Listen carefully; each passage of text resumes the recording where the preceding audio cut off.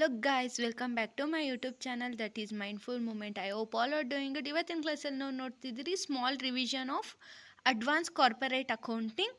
ಇದು ಬಂದು ಡೀಟೇಲ್ ಆಗಿರಲ್ಲ, ಸಿಂಪಲ್ ಆಗಿರುತ್ತೆ. ಬಿಕಾಸ್ ಆಫ್ ಒಬ್ಬರು ರಿಕ್ವೆಸ್ಟ್ ಮೇಲೆ ನಾನು ಈ ವಿಡಿಯೋ ಮಾಡ್ತಿರೋದು. ಅಂದರೆ ಫುಲ್ಲು ಮಾಡೋಕ್ಕಾಗಲ್ಲ ಬಿಕಾಸ್ ಎಕ್ಸಾಮ್ ಇನ್ನೊಂದು ವಾರನೇ ಇರೋದು. ಸಿಂಪಲ್ ಅಂದರೆ ಫಾರ್ಮ್ಯಾಟ್ಸ್ ಹೆಂಗಿರುತ್ತೆ, first chapter, second chapter, third and fourth, ಮತ್ತು ಯಾವ್ಯಾವ ಕ್ವಶನ್ನ ಕೇಳ್ತಾರೆ, ಯಾವ್ಯಾವ ಫಾರ್ಮ್ಯಾಟ್ ಮೇಲೆ ಹೆಂಗೆ ಕ್ವಶನ್ ಕೇಳುತ್ತೆ, ಮತ್ತು ಜನರಲ್ ಎಂಟ್ರೀಸ್ ಏನು ಎಲ್ಲ ನಾನು ಎಕ್ಸ್ಪ್ಲೈನ್ ಮಾಡ್ತಾ ಹೋಗ್ತೀನಿ. ಶಾರ್ಟ್ ವಿಡಿಯೋ ಆಗಿರುತ್ತೆ ಆಫ್ ರಿವಿಷನ್ ಥರ. ಓಕೆನಾ? ಫಸ್ಟು ರಿವಿಷನ್ ಮಾಡೋಕ್ಕಿಂತ ಮುಂಚೆ ಪ್ಯಾಟ್ರನ್ ನೋಡ್ಕೊಬರೋಣ ಕ್ವಶನ್ ಪೇಪರ್ದು. ಸೆಕ್ಷನ್ ಎ ಅಲ್ಲಿ 2 ಮಾರ್ಕ್ಸ್ ಕೇಳ್ತಾರೆ, 7 ಕೇಳ್ತಾರೆ, ಎನಿ 5 ಬರೀಬೇಕು. ಆ್ಯಂಡ್ ಇದರಲ್ಲಿ ಬಂದು ಸೆಕ್ಷನ್ ಬಿ ಅಲ್ಲಿ 4 ಮಾರ್ಕ್ಸ್ ಕೇಳ್ತಾರೆ, ಎನಿ 3 ಬರೀಬೇಕು out of 7. And section C ಅಲ್ಲಿ 10 ಮಾರ್ಕ್ಸ್ ಕೇಳ್ತಾರೆ, 3 ಬರೀಬೇಕು ಔಟ್ ಆಫ್ 5. ಸೆಕ್ಷನ್ ಡಿ ಅಲ್ಲಿ 8 ಮಾರ್ಕ್ಸ್ ಕೇಳ್ತಾರೆ, ಎನಿ 1 ಬರೀಬೇಕು ಔಟ್ ಆಫ್ 2. ಇದು ಬಂದು ಕ್ವಶನ್ ಪೇಪರ್ ಪ್ಯಾಟ್ರನ್ ಆಗಿರುತ್ತೆ. ಬನ್ನಿ 2 ಮಾರ್ಕ್ಸ್ ಇಂಪಾರ್ಟೆಂಟ್ ಕ್ವಶನ್ ನಾನು ನೋಟ್ ಮಾಡಿದ್ದೀನಿ, ಅದನ್ನು ಹೇಳ್ತಾ ಹೋಗ್ತೀನಿ. ಇದು 2 ಮಾರ್ಕ್ಸು ಇಂಪಾರ್ಟೆಂಟ್ ಕ್ವಶನ್ ಆಗಿರುತ್ತೆ. ಇದು ಚಾಪ್ಟರ್ 1ಇಂದು, ಮತ್ತು ಇದು ಬಂದು ಚಾಪ್ಟರ್ 2ದು, ಮತ್ತು ಇದು ಬಂದು ಚಾಪ್ಟರ್ 3ದು, ಬೇರೆ 3 ಇರೋದಷ್ಟೇ. ಅಂದರೆ ಇದು ಬಂದು ಚಾಪ್ಟರ್ 4ದು. ನೀವು ಇಷ್ಟು ಓದ್ಕೊಳೋದ್ರಿಂದ ನೀವು ಅಂದರೆ 2 ಮಾರ್ಕ್ಸಲ್ಲಿ 10 ಔಟ್ ಆಫ್ 4 ತೆಗಿತೀರಾ. ಅಕಸ್ಮಾತ್ ಇದನ್ನು ಬಿಟ್ಟು ಬೇರೆ ಕ್ವಶನ್ ಕೇಳಿದ್ರು ಅದನ್ನು ಚಾಯ್ಸಿಗೆ ಬಿಟ್ಟು ಎನಿ 5 ನೀವು ಇದರಲ್ಲೇ ಬರುತ್ತೆ. ಇದನ್ನು ಬಿಟ್ಟು ಇದು ಯಾವುದೂ ಬರೋಕ್ಕೆ ಸಾಧ್ಯ ಇಲ್ಲ. ಅಕಸ್ಮಾತ್ ಬಂದರೂ ಕೂಡ ನೀವು ಎನಿ 5 ಬರಿಬೋದು ಔಟ್ ಆಫ್ 7. ಇದು ನಿಮಗೆ 2 ಮಾರ್ಕ್ಸು 10 ಔಟ್ ಆಫ್ 4 ತೆಗಿಯೋಕ್ಕಿರೋದು. ಇದನ್ನೆಲ್ಲ ನೀವು ಓದ್ಕೊಂಡೋದ್ರೆ ಯು ಕ್ಯಾನ್ 10 ಔಟ್ ಆಫ್ 10 ನೀವು ತೆಗಿಬೋದು. ಬನ್ನಿ ಚಾಪ್ಟರ್ ವೈಸ್ ಮಾಡ್ಕೊತ ಹೋಗೋಣ. ಫಸ್ಟ್ ಚಾಪ್ಟರ್ ನಾವು ನೋಡ್ತಿರೋದು ಅಂದರೆ ಲಿಕ್ವಿಡೇಷನ್ ಆಫ್ ಕಂಪನಿ. ಅಂದರೆ ಫಸ್ಟ್ ಚಾಪ್ಟರಲ್ಲಿ ಬಂದು 4 ಮಾರ್ಕ್ಸ್ ಒಂದು ಕ್ವಶನ್ ಕೇಳ್ತಾರೆ, ಆ್ಯಂಡ್ 10 ಮಾರ್ಕ್ಸ್ ಒಂದು ಕ್ವಶನ್ ಕೇಳಿದ್ದಾರೆ. ಆಮೇಲೆ 8 ಮಾರ್ಕ್ಸ್ ಅಂದರೆ ಕೇಸ್ ಸ್ಟಡಿ ಒಂದು ಕ್ವಶನ್ ಕೇಳಿದ್ದಾರೆ. ಬನ್ನಿ ಫಾರ್ಮೇಟ್ ತೋರಿಸ್ತೀನಿ. ಇದು ಅಂದರೆ 4 ಮಾರ್ಕ್ಸ್ದು, 10 ಮಾರ್ಕ್ಸ್ದು, 8 ಮಾರ್ಕ್ಸ್ದು. ಇದರಲ್ಲಿ ಏನಾನ ಅವರು 10 ಮಾರ್ಕ್ಸ್ ಕೇಳಿದರೆ ನೀವು liquidation final statement of account ಅನ್ನೋದನ್ನೇ ಅವರು 10 ಮಾರ್ಕ್ಸ್ ಕೇಳ್ತಾರೆ. ನೀವು ಇಷ್ಟು ಫಾರ್ಮೇಟ್ನ ನೀವು ಪ್ರಿಪೇರ್ ಆಗಿರಬೇಕು. ಅವ್ರು ಯಾವುದನ್ನ ಕೇಳ್ಬೋದು.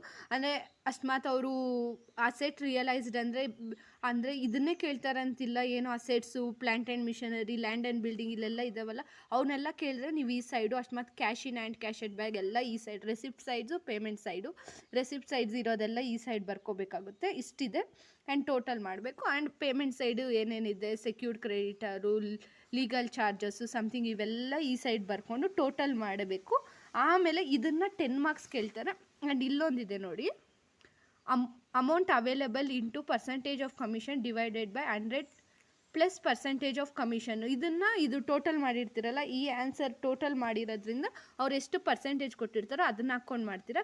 ಇದು ಬಂದು ಫಾರ್ಮುಲಾ, ಇದೇ ಅದ್ರ ಫಾರ್ಮುಲಾ ಅಂದರೆ ಅನ್ಸೆಕ್ಯೂರ್ಡ್ ಕ್ರೆಡಿಟಾರು ಜಾಸ್ತಿ ಇದ್ದರೆ, ಅಂದರೆ ನಾವು ರೆಸಿಪ್ಟ್ನ ಪೇಮೆಂಟ್ನ ಇದು ಮೈನಸ್ ಮಾಡಿ ಅಕಸ್ಮಾತ್ ಅನ್ಸೆಕ್ಯೂರ್ಡ್ ಕ್ರೆಡಿಟರ್ಗಿಂತ ಜಾಸ್ತಿ ಬಂದರೆ ನಾವು ಈ ಫಾರ್ಮುಲಾ ಯೂಸ್ ಮಾಡ್ತೀವಿ, ಕಡಿಮೆ ಬಂದಿದ್ದರೆ ಈ ಫಾರ್ಮುಲಾ ಯೂಸ್ ಮಾಡ್ತೀವಿ. ಓಕೆ, ಇದು ಬಂದು ಫಸ್ಟ್ ಚಾಪ್ಟರ್ದು. ಇವೆರಡನ್ನೂ 4 ಮಾರ್ಕ್ಸ್ ಕೇಳ್ತಾರೆ. ಆ್ಯಂಡ್ ಇದು ದೊಡ್ಡದು ಅಂದರೆ ಇದು ಲಿಕ್ವಿಡೇಷನ್ ಫೈನಲ್ ಸ್ಟೇಟ್ಮೆಂಟ್ ಹಾಕೊಂಡು 10 ಮಾರ್ಕ್ಸ್ ಕೇಳ್ತಾರೆ. 4 ಮಾರ್ಕ್ಸ್ಗೆ ಇದು ಕೇಳಿದ್ದಾರೆ ಓದ್ಕಿತ. ಅದನ್ನು ಬೇಕು ಅಂದರೆ ನಾನು ಸಾಲ್ವ್ ಮಾಡಿದ್ದೀನಿ. 1 ಮಿನಿಟ್ ನೋಡಿ, ಇದು ಸಾಲ್ವ್ ಮಾಡಿದ್ದೀನಿ. ಇದಕ್ಕೆ ಸೇಮ್ ಇದನ್ನೇ ಕೇಳಿರೋದು. ಈ ಫಾರ್ಮುಲಾ ಹಾಕ್ಕೊಂಡು ಇದನ್ನು ಸಾಲ್ವ್ ಮಾಡಿರೋದು. ಅಂದರೆ 4,10,000 ಇಂಟು 5% ಹಾಕ್ಕೊಳಂಗಿಲ್ಲ, ಬೇರೆ 5 ಮಾತ್ರ ಹಾಕ್ಕೊಬೇಕು. Divided by 100 plus percentage of commission ಅಲ್ಲ, ಎಷ್ಟು 5, ಇವೆರಡನ್ನೂ ಪ್ಲಸ್ ಮಾಡಿಬಿಟ್ಟು ನೀವು ಡಿವೈಡ್ ಮಾಡಬೇಕಾಗುತ್ತೆ. ಹಂಗೆ ಮಾಡೋಕೆ ಅಂದರೆ 10 + 5 ಅಂದರೆ ಡಿವೈಡ್ ಮಾಡಿಬಿಟ್ಟು 10 + 5 ಮಾಡೋಕ್ಕೋದ್ರೆ ಬರಲ್ಲ. ಇವೆರಡನ್ನೂ ಪ್ಲಸ್ ಮಾಡಿಬಿಟ್ಟು ಮಾಡ್ತಾ ಹೋಗಿ. ಇದು ಬಂದು ಕ್ವಶನ್ ಪೇಪರ್ ಅಂದರೆ 2023ದು ಕ್ವಶನ್ ಪೇಪರ್ ಸಾಲ್ವ್ ಮಾಡಿರೋದು. 4 ಮಾರ್ಕ್ಸ್ಗೆ ಇಂಥ ಕ್ವಶನ್ ಕೇಳಿದ್ದಾರೆ. ಓಕೆ, ಬನ್ನಿ ಸೆಕೆಂಡ್ ಚಾಪ್ಟರ್ ನೋಡೋಣ. ಫಸ್ಟ್ ಚಾಪ್ಟರಲ್ಲಿ ಇಷ್ಟೇ. ಇದು final statement, liquidator final statement account ಕೇಳ್ತಾರೆ. ನೀವು ಇಷ್ಟು ಪ್ರಿಪೇರ್ ಆಗಿ ನೀವು ಹೋಗಿರಬೇಕು. ಮತ್ತು ಇದನ್ನು ಅಡ್ಜಸ್ಟ್ಮೆಂಟ್ ಇವೆರಡೂ ಅಕಸ್ಮಾತ್ ಅವ್ರೇನ ಅಂದರೆ ಪೇಮೆಂಟು ರೆಸಿಪ್ಟು ಜಾಸ್ತಿ ಅಂದರೆ ಮೈನಸ್ ಮಾಡಿ ಜಾಸ್ತಿ ಬಂದಿದ್ದರೆ ಇದು ಯೂಸ್ ಮಾಡಬೇಕು, ಕಡಿಮೆ ಬಂದಿದ್ದರೆ ಇದು ಯೂಸ್ ಮಾಡಬೇಕು. ಓಕೆ, ಇದು ಬಂದು ಫಸ್ಟ್ ಚಾಪ್ಟರ್. ಸೆಕೆಂಡ್ ಚಾಪ್ಟರ್ ನೋಡೋಣ. ಇದು ಬಂದು second chapter, internal reconstruction. So ಇದರಲ್ಲಿ ಬಂದು 4 ಮಾರ್ಕ್ಸ್ಗೂ ಕೇಳಿರ್ತಾರೆ, ಆ್ಯಂಡ್ 10 ಮಾರ್ಕ್ಸ್ಗೆ ಆ್ಯಂಡ್ 8 ಮಾರ್ಕ್ಸ್ಗೆ ಕೇಳ್ತಾರೆ. ಇದು ಚಾಪ್ಟರಿಂದ ಕ್ವಶನ್ಸು. ಈ ಚಾಪ್ಟರ್ನ ಯಾವ ಚಾಪ್ಟರ್ ಮಿಸ್ ಮಾಡಿದ್ರು ಪ್ಲೀಸ್ ಈ ಚಾಪ್ಟರ್ ಮಿಸ್ ಮಾಡೋಕ್ಕೆ ಹೋಗ್ಬೇಡಿ. ಇದರಲ್ಲಿ ಜಸ್ಟ್ ಜನರಲ್ ಎಂಟ್ರಿನ ಬಯಟ್ ಹಾಕ್ಕೊಂಡು ಬ್ಯಾಲೆನ್ಸ್ ಶೀಟ್ನ ನೋಡ್ಕೊಂಡು ಹೋದರೆ ನೀವು ಆರಾಮಾಗಿ ಅದು ಟ್ಯಾಲಿ ಆಗಿಲ್ಲ ಅಂದರೂ ಪರವಾಗಿಲ್ಲ, ಅದನ್ನು ಜನರಲ್ ಎಂಟ್ರೀಸ್ ನೋಡಿಕೊಂಡು ಬರೆದ್ರೆ ಸಾಕು. ನಾನು ಜನರಲ್ ಎಂಟ್ರೀಸ್ ಫಾರ್ಮೇಟ್ ತೋರಿಸ್ತೀನಿ, ಬನ್ನಿ. ಇದು ಜನರಲ್ ಎಂಟ್ರೀಸು ಫಾರ್ಮೆಟು ಮತ್ತು ರಿಡಕ್ಷನ್ ಆಫ್ ಇಕ್ವಿಟಿ ಶೇರ್ ಇದ್ದರೆ ಅದೇ old equity share account data to new equity share to capital, ಅಂದರೆ ಇದು ಬ್ಯಾಲೆನ್ಸಿಂಗ್ ಫಿಗರು ಕ್ಯಾಪಿಟಲ್ ರಿಡಮ್ಷನ್ದು. ಆ್ಯಂಡ್ ಇದು ರಿಡಮ್ಷನ್ ಆಫ್ ಪ್ರಿಫರೆನ್ಸ್ ಶೇರ್ದು, ಇದು ರಿಡಮ್ಷನ್ ಆಫ್ ಡಿಬೆಂಚರ್ ಹೋಲ್ಡರ್ಸ್ದು, ಇದು ಅಷ್ಟೇ, ಇದು ಓಲ್ಡು ನ್ಯೂದು. ಮತ್ತು ಇದು ರಿಡಮ್ಷನ್ ಆಫ್ ಕ್ರೆಡಿಟಾರ್ಸು, ಮತ್ತು ಇದು appreciation of value of asset, ಮತ್ತು ಪೇಮೆಂಟ್ ಆಫ್ ರಿಕನ್ಸ್ಟ್ರಕ್ಷನ್ ಎಕ್ಸ್ಪೆನ್ಸಸ್ಸು. ಇದು ಕ್ಯಾಪಿಟಲ್ ರಿಡಮ್ಷನ್, ಅಂದರೆ ಕ್ಯಾಪಿಟಲ್ ರಿಡಮ್ಷನ್ ಏನೇನು ಬ್ಯಾಲೆನ್ಸ್ ಬಂದಿರುತ್ತಲ್ಲ ಅದನ್ನೆಲ್ಲ ಪ್ಲಸ್ ಮಾಡ್ಕೊಂಡು ಇಲ್ಲಿ ಹಾಕ್ಕೊಂಡು ಇವ್ರಿಗೆ ಯುಟಿಲೈಸ್ ಮಾಡಿಕೊಂಡು ಇವ್ರಿಗೆ ಇದು ಮಾಡ್ಕೊಂಡು ಹೋಗೋದಷ್ಟೇ. ಇದಷ್ಟೇ ಸೆಕೆಂಡ್ ಚಾಪ್ಟರಲ್ಲಿರೋದು. ಇದು ಜನರಲ್ ಎಂಟ್ರೀಸು ಮತ್ತು ಬ್ಯಾಲೆನ್ಸ್ ಶೀಟ್ನ ನೋಡ್ಕೊಳೋದ್ರೆ ನಿಜ ಈ ಚಾಪ್ಟರ್ ಅಷ್ಟು ಈಸಿ ಯಾವ ಚಾಪ್ಟರ್ ಇಲ್ಲ, ಅಷ್ಟು ಡೆಡ್ಲಿ ಈಸಿ ಇದೆ ಇದು. ಪ್ಲೀಸ್ ಯಾವ ಚಾಪ್ಟರ್ ಬಿಟ್ಟರು ಈ ಚಾಪ್ಟರ್ನ ಮಿಸ್ ಮಾಡೋಕ್ಕೆ ಹೋಗಬೇಡಿ, ಓಕೆ. ಇದು ಜನರಲ್ ಎಂಟ್ರಿನ ಬಯಟ್ ಹಾಕ್ಕೊಂಡೋದ್ರೆ ನೀವು 4 ಮಾರ್ಕ್ಸ್ಗೆ ಆ್ಯಂಡ್ 10 ಮಾರ್ಕ್ಸ್ಗೆ ಆ್ಯಂಡ್ 8 ಮಾರ್ಕ್ಸ್ ಕೂಡ ನೀವು ಆನ್ಸರ್ ಮಾಡ್ಬೋದು. ಇದು ಬಂದು ಸೆಕೆಂಡ್ ಚಾಪ್ಟರ್. ಬನ್ನಿ ಥರ್ಡ್ ಚಾಪ್ಟರ್ ನೋಡೋಣ. ನೆಕ್ಸ್ಟ್ ಚಾಪ್ಟರು ನಾವು ನೋಡೋದಾದರೆ ವ್ಯಾಲ್ಯೂಯೇಷನ್ ಆಫ್ ಶೇರ್ಸ್. ಇದು ಕೂಡ ಈಸಿ ಇದೆ, ಇದರಲ್ಲೇನಿಲ್ಲ, ಮೆಥಡ್ಸ್ ನೋಡ್ಕೋಬೇಕು. ಇದರಲ್ಲಿ ಬಂದು 3 ಮೆಥಡ್ಸ್ ಇದೆ. ಯಾವ್ದ್ಯಾವುದು ಅಂದರೆ ಇನ್ಸೆಂಟ್ರಿಕ್ value method or net asset method, yield method and earning capacity method. ಇದ್ರ ಮೆಥಡ್ಸ್ದು ಹೆಂಗೆ ಮಾಡಬೇಕು ಅಂದರೆ, ಇವಾಗ ಇನ್ಸೆಂಟ್ರಿಕ್ value method or net asset method ಅಂತ ಕೇಳಿದರೆ ನೀವು ಮಾರ್ಕೆಟ್ ವ್ಯಾಲ್ಯೂ ಆಫ್ ಅಸೆಟ್ ಎಷ್ಟು ಕೊಟ್ಟಿರ್ತಾರೋ ಅದ್ರ ಜೊತೆ ನೀವು ಲಯಬಿಲಿಟಿನ ಮೈನಸ್, ಅಂದರೆ ಇಲ್ಲಿ ಯಾವ್ದ್ಯಾವ್ದು ಕೊಟ್ಟಿದ್ದಾರೋ ಅದನ್ನು ನೋಡ್ಕೊಂಡು ಹೋಗ್ಬೇಕು. ಇದರಿಂದ ಎಕ್ಸ್ಟ್ರಾ ಕೊಟ್ಟಿದ್ರೆ ನೀವು ತಗೋಕೂಡ್ದು. ಇದರಲ್ಲಿ ಏನೇನಿದೆ ಇದನ್ನು ಮಾತ್ರ ತಗೊಂಡು ಟೋಟಲ್ ಲಯಬಿಲಿಟೀಸ್ ಜೊತೆ, ಅಂದರೆ ಇಲ್ಲಿ ಯಾವ್ಯಾವ ಲಯಬಿಲಿಟೀಸ್ ಇದೆ ಇದ್ರ ಜೊತೆ ಮೈನಸ್ ಮಾಡಿಕೊಂಡು ಅರಿಯರ್ಸ್ ಆಫ್ ಪ್ರಿಫರೆನ್ಷಿಯಲ್ ಡಿವಿಡೆಂಡ್ ಇಲ್ಲಾಂದರೆ ಪ್ರಿಫರೆನ್ಸ್ ಶೇರ್ ಕ್ಯಾಪಿಟಲ್ ಕೊಟ್ಟಿದ್ರೆ ಅದನ್ನು ಮೈನಸ್ ಮಾಡಿಕೊಂಡ್ರೆ ನಿಮಗೆ ಒಂದು ವ್ಯಾಲ್ಯೂ ಬರುತ್ತೆ. ಅದನ್ನು ತಗೊಂಡು ಇನ್ಸೆಂಟ್ರಿಕ್ ವ್ಯಾಲ್ಯೂ ಆಫ್ ಈಕ್ವಿಟಿ ಶೇರ್ಸ್, ಅಂದರೆ ಅದ್ರ ಬಂದಿರುತ್ತಲ್ಲ ಬ್ಯಾಲೆನ್ಸು ಲಾಸ್ಟು, ಅದನ್ನು ತಗೊಂಡು ನಂಬರ್ ಆಫ್ ಈಕ್ವಿಟಿ ಶೇರ್ ಜೊತೆ ಮಾಡಿದ್ರೆ ನಿಮಗೆ ಇನ್ಸೆಂಟ್ರಿಕ್ ವ್ಯಾಲ್ಯೂ ಆಫ್ ಈಕ್ವಿಟಿ ಶೇರ್ ಬರುತ್ತೆ. ಒಂದು ಮೆಥಡ್ ಆಯಿತು, ಯಾವುದು ಇನ್ಸೆಂಟ್ರಿಕ್ ವ್ಯಾಲ್ಯೂ ಮೆಥಡ್. ನೆಕ್ಸ್ಟ್ ಬಂದು ಹೀಲ್ಡ್ ಮೆಥಡ್ ನೋಡೋಣ. ನೆಕ್ಸ್ಟ್ ಮೆಥಡ್ ಬಂದು ಹೀಲ್ಡ್ ಮೆಥಡ್ ಆಗಿರುತ್ತೆ. ಅಂದರೆ ಹೀಲ್ಡ್ ಮೆಥಡ್ ಮೇಲೆ ಸ್ವಲ್ಪ ಕಾನ್ಸಂಟ್ರೇಟ್ ಮಾಡಿ, ಅಂದರೆ 2023 ಕ್ವಶನ್ ಪೇಪರಲ್ಲಿ 4 ಮಾರ್ಕ್ಸ್ಗೂ ಕೇಳಿದ್ದಾರೆ ಆ್ಯಂಡ್ 10 ಮಾರ್ಕ್ಸ್ ಕೂಡ ಕೇಳಿದ್ದಾರೆ. ಅಂದರೆ ಈ ಚಾಪ್ಟರಿಂದ 4 ಮಾರ್ಕ್ಸ್ ಆ್ಯಂಡ್ 10 ಮಾರ್ಕ್ಸ್ 2 ಅಷ್ಟೇ ಬರೋದು, 4 ಆ್ಯಂಡ್ 10 ಏನು ಕೇಸ್ ಸ್ಟಡಿ ಇಲ್ಲ, ಅಂದರೆ ಎಕ್ಸ್ಟ್ರಾ 10 ಮಾರ್ಕ್ಸು 2 ಇಲ್ಲ, ಒಂದು 10 ಮಾರ್ಕ್ಸು ಒಂದು 4 ಮಾರ್ಕ್ಸ್ ಅಷ್ಟೇ ಕೇಳೋದು. ಅಂದರೆ ಅದೇ ಹೀಲ್ಡ್ ಮೆಥಡಿಂದನೇ 4 ಮಾರ್ಕ್ಸು ಕೇಳಿದ್ದಾರೆ, 10 ಮಾರ್ಕ್ಸು ಕೂಡ ಕೇಳಿದ್ದಾರೆ. ಅಂದರೆ 10 ಮಾರ್ಕ್ಸ್ಗೆ ಇಂಟ್ರೆನ್ಸಿಕ್ಕು ಕೇಳಿ ಆಮೇಲೆ ಹೀಲ್ಡ್ ಕೇಳಿದ್ದಾರೆ, 4 ಮಾರ್ಕ್ಸ್ಗೆ ಬೇರೆ ಹೀಲ್ಡ್ ಮಾತ್ರ ಕೇಳಿದ್ದಾರೆ. ಬನ್ನಿ ಇನ್ಸೆಂಟ್ರಿಕ್ ಮೆಥಡ್ ಹೆಂಗೆ ಮಾಡೋದು ಅಂದರೆ, ಫಸ್ಟ್ ಸ್ಟೆಪ್ಪಲ್ಲಿ ಕ್ಯಾಲ್ಕುಲೇಷನ್ ಆಫ್ ಆವ್ರೇಜ್ ಪ್ರಾಫಿಟ್ ಮಾಡಬೇಕು, ಆಮೇಲೆ ಪ್ರಾಫಿಟ್ ಅವೈಲೇಬಲ್ ಟು ಡಿವಿಡೆಂಡ್ ಮಾಡಬೇಕು, ಆಮೇಲೆ profit available to equity dividend, ಅಂದರೆ ಇವೆರಡನ್ನೂ ಒಂದೇ ಇದರಲ್ಲಿ ಮಾಡಬೇಕು. ಮಾಡಿದ್ರೆ ಇಲ್ಲೊಂದು ಸಪ್ರೇಟಾಗಿ ಕೂಡ ಮಾಡ್ಬೋದು. Next calculation of capitalise profit, ಅದಕ್ಕೆ ಫಾರ್ಮುಲಾ, ಆ್ಯಂಡ್ ಮಾರ್ಕೆಟ್ ವ್ಯಾಲ್ಯೂ ಇದು ಫಾರ್ಮುಲಾ, ಓಕೆನಾ.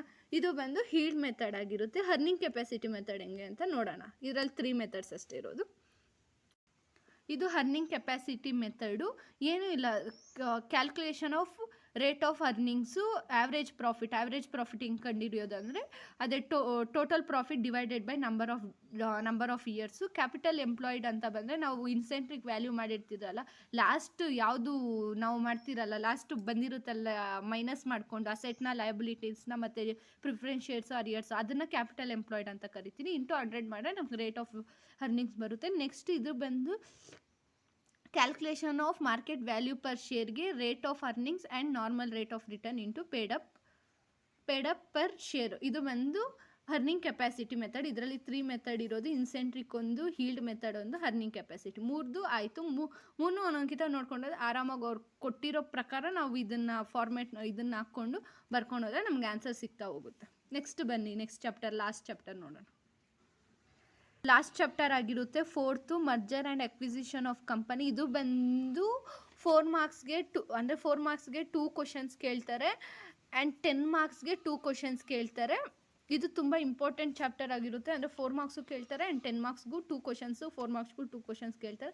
ಇದರಲ್ಲಿ ಬಂದು ನಾವು ಪರ್ಚೇಸ್ ಕನ್ಸಿಡರೇಷನ್ ಕಂಡುಹಿಡಿಬೇಕು, ಅದನ್ನು 4 ಮಾರ್ಕ್ಸ್ ಕೇಳ್ತಾರೆ. ಆ್ಯಂಡ್ ಜನರಲ್ ಎಂಟ್ರೀಸು, ಅದರಲ್ಲಿ ಲೆಗ್ಜರ್ ಅಕೌಂಟು ಅದು ಇದು ಬರುತ್ತೆ, ಅದನ್ನು 10 ಮಾರ್ಕ್ಸ್ ಕೇಳ್ತಾರೆ. ಅಂದರೆ ಫಸ್ಟು ಪ್ರಿಫರೆನ್ಸ್ ಶೇರ್ ಏನು ಅಂತ, ಪರ್ಚೇಸ್ ಕನ್ಸಿಡರೇಷನ್, ಪ್ರಿಫರೆನ್ಸ್ ಶೇರ್ ಅಲ್ಲ, ಪರ್ಚೇಸ್ ಕನ್ಸಿಡರೇಷನ್ ಅಂದರೆ ಏನು, ಹೆಂಗೆ ಕ್ಯಾಲ್ಕುಲೇಟ್ ಮಾಡೋದು ಅಂತ ನಾನು ಹೇಳ್ತೀನಿ ಬನ್ನಿ. ಇದರಲ್ಲಿ ಕೂಡ ಮೆಥಡ್ಸ್ ಇದೆ ಕ್ಯಾಲ್ಕುಲೇಟ್ ಮಾಡೋಕ್ಕೆ. ಪರ್ಚೇಸ್ ಕನ್ಸಿಡರೇಷನ್ನು ಕ್ಯಾಲ್ಕುಲೇಟ್ ಮಾಡೋಕ್ಕೆ 3 ಮೆಥಡ್ಸ್ ಇದೆ. Lump sum, net asset, net payment method. ಅಂದರೆ ಲಮ್ಸಮ್ ಮೆಥಡ್ ಅಂದರೆ ಅವರು ಪರ್ಚೇಸ್ ಕನ್ಸಿಡರೇಷನ್ ಡೈರೆಕ್ಟಾಗಿ ಕೊಟ್ಟಿರ್ತಾರೆ, ನಾವು ಕ್ಯಾಲ್ಕುಲೇಟೆಡ್ ಮಾಡೋಷ್ಟಿಲ್ಲ. ನೆಟ್ ಅಸೆಟ್ ಮೆಥಡ್ ಅಂದರೆ ನಾವು ಕ್ಯಾಲ್ಕುಲೇಟ್ ಮಾಡಬೇಕು. ಹಿಂಗೆ ಅಂದರೆ ಅದು ನೆಟ್ ಅಸೆಟ್ ಮೆಥಡ್ ಅಂದರೆ ಅಸೆಟ್ಸ್ನ ಲಯಬಿಲಿಟೀಸ್ನ ಕೊಟ್ಟಿರ್ತಾರೆ, ಅವನ್ನೆರಡನ್ನೂ ಮೈನಸ್ ಮಾಡಿ ನಮಗೆ ನೆಟ್ ಅಸೆಟ್ ಮೆಥಡ್ ಬರುತ್ತೆ. ನೆಟ್ ಪೇಮೆಂಟ್ ಮೆಥಡ್ ಅಂದರೆ ಅವರು ಪ್ರಿಫರೆನ್ಸ್ ಶೇರ್ಸನ್ನು ಕೊಟ್ಟಿರ್ಬೋದು, ಈಕ್ವಿಟಿ ಶೇರ್ಸ್ ಆಗೋಣ ಕೊಟ್ಟಿರೋದು, ಕ್ಯಾಶ್ ಆಗೋಣ ಕೊಟ್ಟಿರ್ಬೋದು, ಅದು ನೆಟ್ ಪೇಮೆಂಟ್ ಮೆಥಡ್ ಆಗುತ್ತೆ. ನೆಟ್ ಅಸೆಟ್ ಮೆಥಡ್ ಅಂದರೆ ಅಸೆಟು ಲಯಬಿಲಿಟಿ ಕೊಟ್ಟಿರ್ತಾರೆ. ಲಮ್ಸಮ್ ಮೆಥಡ್ ಅಂದರೆ ಅವರೇ ಪರ್ಚೇಸ್ ಕನ್ಸಿಡರೇಷನ್ನ ಡೈರೆಕ್ಟಾಗಿ ಕೊಟ್ಟಿರ್ತಾರೆ. ನಾವು ಪರ್ಚೇಸ್ ಕನ್ಸಿಡರೇಷನ್ ಮಾಡಿದಾಯಿತು, ಬಟ್ ಇದನ್ನು ಡಿಸ್ಚಾರ್ಜು ಕೂಡ ಮಾಡಬೇಕು. ಡಿಸ್ಚಾರ್ಜ್ ಮಾಡೋದು ಸಿಂಪಲ್ಲು. ಹೆಂಗೆ ಅಂದರೆ ನಾನು ಹೇಳ್ತೀನಿ ರೀ.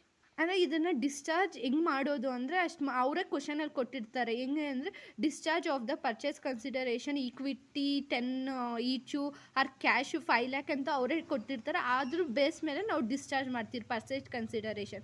ಇದನ್ನು 4 ಮಾರ್ಕ್ಸ್ ಕೇಳ್ತಾರೆ. And general entries ledger account ಬರುತ್ತೆ, ಅದನ್ನು 10 ಮಾರ್ಕ್ಸ್ ಕೇಳ್ತಾರೆ. ಅದು ಜನರಲ್ ಎಂಟ್ರೀಸು 2 persons ಅಂದರೆ ಒಂದು ನಿಮಿಷ, ಇದು ಬಂದು closing the books of transferor company. Transferor ಅಂದರೆ ಸೆಲ್ಲಿಂಗ್ ಕಂಪನಿದು ಜನರಲ್ ಎಂಟ್ರಿ ಆಗಿರುತ್ತೆ. ಆ್ಯಂಡ್ ಇನ್ನೊಂದು ಬಂದು ಓಪನಿಂಗ್ ಕಂಪ್ನಿದು ಆಗಿರುತ್ತೆ. ಅಂದರೆ opening entries in the books of transferee ಅಂದರೆ ಪರ್ಚೇಸ್ ಮಾಡ್ತಿರೋರ್ದು ಜನರಲ್ ಎಂಟ್ರಿ ಆಗಿರುತ್ತೆ. ಫಸ್ಟು ಓಪನಿಂಗ್ ಎಂಟ್ರೀಸ್ನ ನೋಡ್ಕೊಂಡು ಹೋಗಿ ಹೆಂಗಿದೆ ಅಂತ. ಅಂದರೆ ಪರ್ಚೇಸ್ ಕನ್ಸಿಡರೇಷನ್ ಅಂತ ಇದು ಬರೀಬೇಕು. ನೆಕ್ಸ್ಟ್ ಇದರಲ್ಲಿ ಫೋರ್ ಜನರಲ್ ಎಂಟ್ರೀಸ್ ಇದೆ.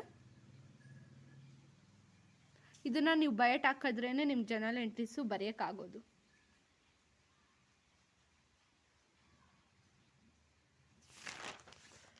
ಇದು ಲಾಸ್ಟು. ನೆಕ್ಸ್ಟ್ ಇದು ಬಂದು opening general entries of transferee. Closing general entries ತುಂಬ ಜಾಸ್ತಿ ಇದ್ದಾವೆ ನೋಡಿ, ಇಲ್ಲಿಂದ ಸ್ಟಾರ್ಟ್ ಆಗುತ್ತೆ. ಇದನ್ನು ನೀವು ಬಯಟ್ ಹಾಕಿದ್ರೇ ಇದರಲ್ಲಿ ನಿಮಗೆ ಕ್ವಶನ್ ನೋಡಿಸೋದಕ್ಕೆ ಈ ಜನರಲ್ ಎಂಟ್ರಿ ಅಂತ ನಿಮ್ಗೆ ಗೊತ್ತಾಗೋದು.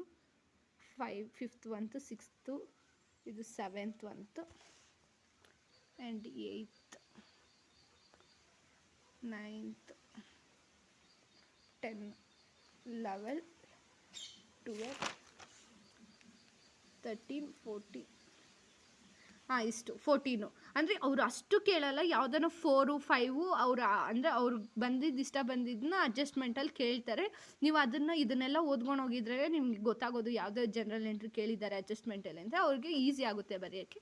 ಇದನ್ನು ಕೇಳ್ತಾರೆ. ಮತ್ತು ಲೆಡ್ಜರ್ ಅಕೌಂಟ್ ಅಂದರೆ ನಿಮಗೆ 4 ಮಾರ್ಕ್ಸ್ಗೆ ಇದನ್ನು ಕೇಳಿದರು, 4 ಮಾರ್ಕ್ಸ್ಗೆ ಇದನ್ನೊಂದನ್ನು ಕೇಳಿದರು, ಬಟ್ ಇದನ್ನು ಕೇಳಿಲ್ಲ. ಅಂದರೆ ಇದು ಟ್ರಾನ್ಸ್ಫರರ್ನ ಕೇಳಿಲ್ಲ ಕ್ಲೋಸಿಂಗ್ ಎಂಟ್ರಿ, ಅದ್ರ ಬದಲು ಲೆಡ್ಜರ್ ಅಕೌಂಟ್ನ ಕೇಳಿಲ್ಲ. ಲೆಡ್ಜರ್ ಅಕೌಂಟ್ ಹೆಂಗೆ ಬರೆಯೋದು ಅಂದರೆ ಬನ್ನಿ ನೋಡಿಸ್ತೀನಿ. ಒಂದು ಕ್ವಶನ್ನ ತೊಗೊಂಡು ನೀವು ಈ ರೀತಿ ಅಂದರೆ ಲೆಡ್ಜರ್ ಅಕೌಂಟ್ ಕೇಳಿದ್ರೆ ನೀವು ಈ ರೀತಿ ಬರೀಬೇಕಾಗುತ್ತೆ.